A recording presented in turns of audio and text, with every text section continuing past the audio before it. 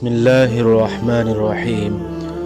گویا کہ میں حضرت صلی اللہ علیہ وسلم کی مانگ میں خوشبو کی چمک دیکھ رہی ہوں، اس حال میں کہ آپ احرام باندھے ہوئے ہیں۔ رسول کریم صلی اللہ علیہ وسلم جنابت کا غسل کرتے تو پہلے اپنے ہاتھوں کو دھوتے اور نماز کی طرح وضو کرتے، پھر غسل کرتے، پھر اپنے ہاتھوں سے بالوں کا خلال کرتے، اور جب یقین کر لیتے کہ جسم تر ہو گیا ہے تو 3 مرتبہ اس پر پانی بہاتے، پھر تمام بدن کا غسل کرتے۔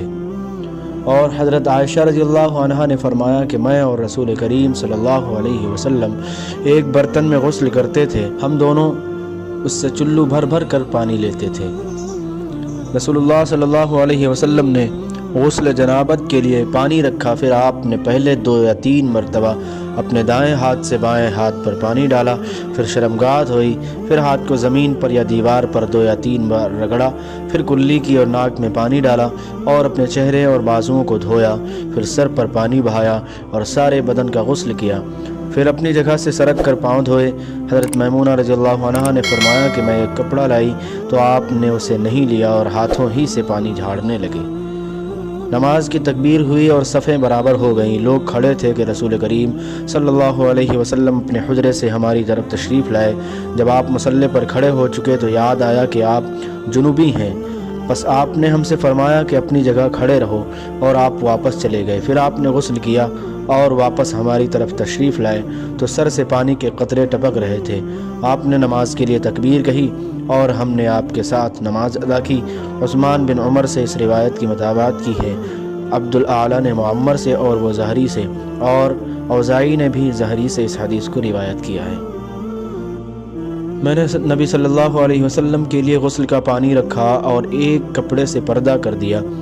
پہلے آپ نے اپنے دونوں ہاتھوں پر پانی ڈالا اور انہیں دھویا، پھر اپنے داہنے ہاتھ سے بائیں ہاتھ میں پانی لیا اور شرمگاہ دھوئی، پھر ہاتھ کو زمین پر مارا اور دھویا، پھر کلی کی اور ناک میں پانی ڈالا اور چہرے اور بازو دھوئے، پھر سر پر پانی بہایا اور سارے بدن کا غسل کیا۔ اس کے بعد آپ مقام غسل سے ایک طرف ہو گئے، پھر دونوں پاؤں دھوئے۔ اس کے بعد میں نے آپ کو ایک کپڑا دینا چاہا تو آپ نے اسے نہیں لیا اور آپ ہاتھوں سے پانی جھاڑنے لگے۔ ہم ازواج مطہرات میں سے کسی کو اگر جنابت لاحق ہوتی تو وہ ہاتھوں میں پانی لے کر سر پر 3 مرتبہ ڈالتی، پھر ہاتھ میں پانی لے کر سر کے داہنے حصے کا غسل کرتی اور دوسرے ہاتھ سے بائیں حصے کا غسل کرتی۔ آپ نے فرمایا بنی اسرائیل ننگے ہو کر اس طرح نہاتے تھے کہ ایک شخص دوسرے کو دیکھتا، لیکن حضرت موسیٰ علیہ السلام تنہا پردے سے غسل فرماتے۔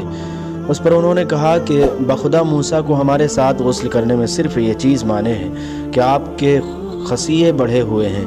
ایک مرتبہ موسیٰ علیہ السلام غسل کرنے لگے اور آپ نے کپڑوں کو ایک پتھر پر رکھ دیا، اتنے میں پتھر کپڑوں کو لے بھاگا اور موسیٰ علیہ السلام بھی اس کے پیچھے بڑی تیزی سے دوڑے۔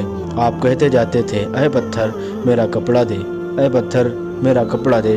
اس عرصے میں بنی اسرائیل نے موسیٰ علیہ السلام کو ننگا دیکھ لیا اور کہنے لگے کہ بخدا موسیٰ کو کوئی بیماری نہیں، اور موسیٰ علیہ السلام نے کپڑا لیا اور پتھر کو مارنے لگے۔ ابو ہریرہ نے کہا کہ بخدا اس پتھر پر 6 یا 7 مار کے نشان باقی ہیں۔ ایک بار ایوب علیہ السلام ننگے غسل فرما رہے تھے کہ سونے کی ٹڈیاں آپ پر گرنے لگیں۔ حضرت ایوب علیہ السلام انہیں اپنے کپڑے میں سمیٹنے لگے، اتنے میں ان کے رب نے انہیں پکارا کہ اے ایوب، کیا میں نے تمہیں اس چیز سے بے نیاز نہیں کر دیا جسے تم دیکھ رہے ہو؟ ایوب علیہ السلام نے جواب دیا، ہاں تیری بزرگی کی قسم، لیکن تیری برکت سے میرے لیے بے نیازی کیوں کر ممکن ہے۔